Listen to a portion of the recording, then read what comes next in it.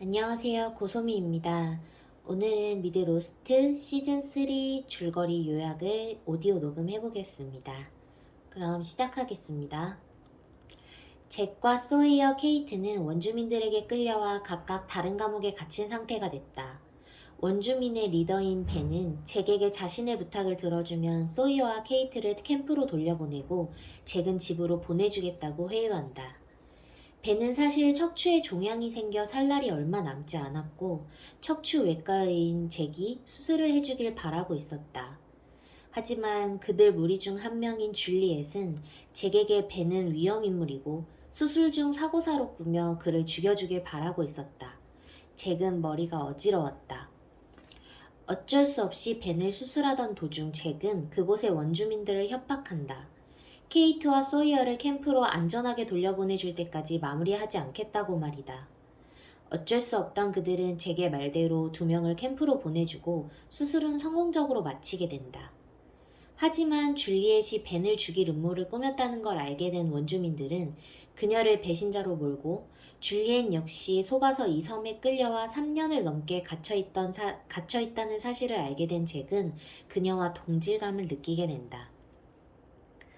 케이트와 소이어는 힘겹게 캠프로 돌아가게 되고 지체할 시간 없이 사람을 모아 잭을 구출하러 나선다. 그들이 쳐놓은 경계선을 뚫고 힘겹게 본거지로 다시 찾으러 갔을 때 케이트는 두 눈을 의심했다. 잭이 원주민들과 어울려 즐겁게 여가 시간을 보내고 있었기 때문이다. 심지어 그들은 허름한 오두막에 사는 것이 아니라 잔디가 깔린 전원주택에서 문명인처럼 살고 있었다.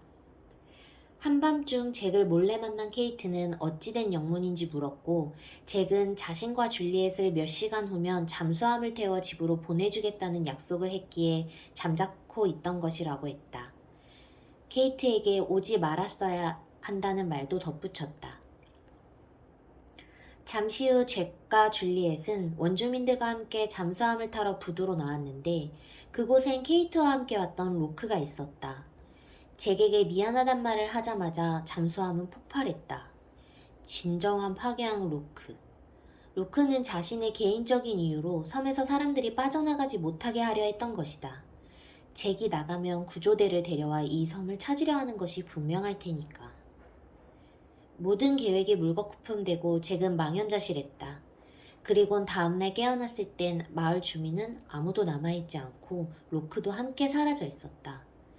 무슨 이유에선지 다들 떠나고 없었는데 그들 무리 중 유일하게 줄리엣만 남겨두고 갔다. 잭 일행은 어쩔 수 없이 그들의 원래 캠프로 돌아오게 된다. 한편 자기장을 직방으로 맞은 데스몬드는 약간 이상해졌다. 멍 때리며 물수제비를 하지 않나 이상행동을 했다. 헐리는 그 모습들을 보고 확신했다. 데스몬드가 미래를 예언하는 것이라고 말이다. 클레어에게 위험한 상황이 닥치는 걸 연속으로 막아주는 데스몬드. 클레어 껌딱지인 찰리는 그런 데스몬드에게 혹시 클레어가 죽을 위기를 막아주는 것 아니냐고 물어보지만 데스몬드는 아니라고 답한다.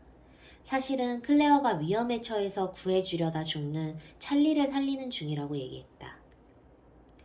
얼마 후 데스몬드 머릿속에는 또 다른 환영들이 비추고 다짜고짜 찰리, 헐리, 진, 사이드를 데리고 정글로 나아갔다. 그때 하늘에서 번쩍이는 빛이 났고 무언가 추락했다. 그곳으로 가보니 나옴이라는 여자가 데스몬드의 연인인 페넬로페 위드모어라는 여자의 부탁을 받고 누군가를 찾다가 이곳에 오게 됐다고 했다.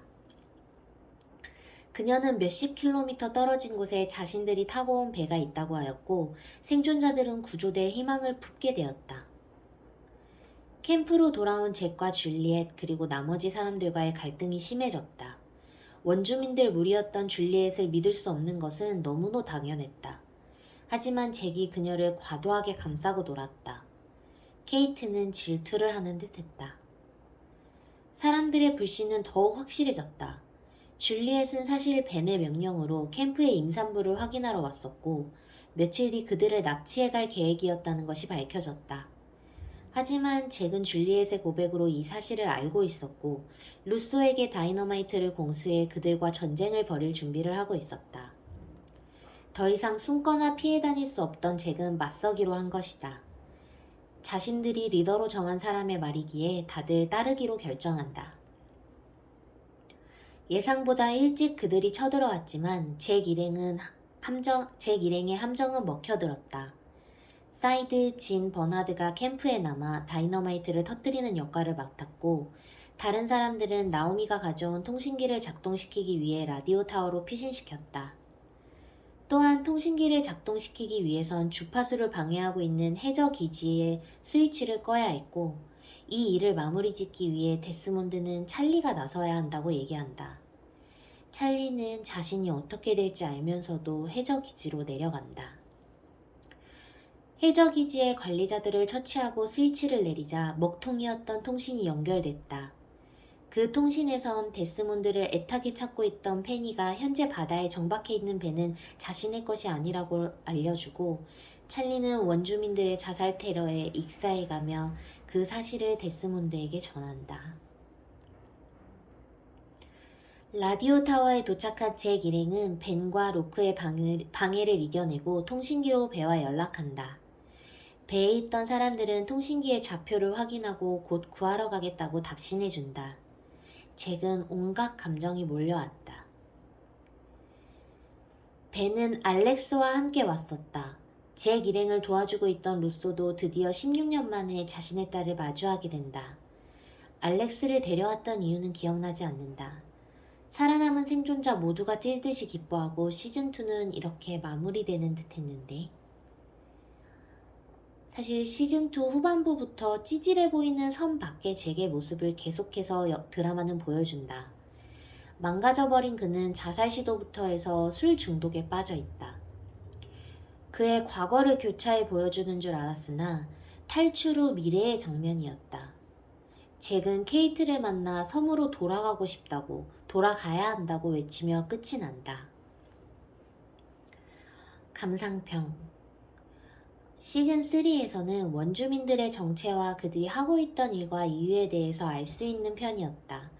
하지만 끝판왕 빌런이 벤자민이라고 생각했던 나에게 제이콥이라는 더욱 알 수 없는 등장인물에 맥이 빠지기도 했다. 원주민들과 달마 이니셔티브, 또 원주민들이 모시는 제이콥, 구조대가 아니면 무슨 꿍꿍이인지 모르겠는 선박을 타고 온 인물들. 시즌을 거듭할수록 알고 있어야 하는 것만 너무 많아져서 손을 놔버리고 싶은 정도였다. 잭은 섬에서도 밖에서도 미쳐가고 있는 것 같고 너무 독단적인 모습에 짜증도 난다. 케이트와 잭은 서로 사랑하는 게 확실한데 뭐가 그렇게 문제인 건데? 하는 마음에 열이 받기도 한다. 정주행을 7번, 8번 정도 했던 드라마지만 줄거리 정리를 하면서 다시 세세하게 봐야 될 정도로 꼬인 게 너무 많다. 내가 마지막 시즌까지 포스팅할 수 있을까 의문이 앞선다. 여기서 마치겠습니다. 들어주셔서 감사합니다.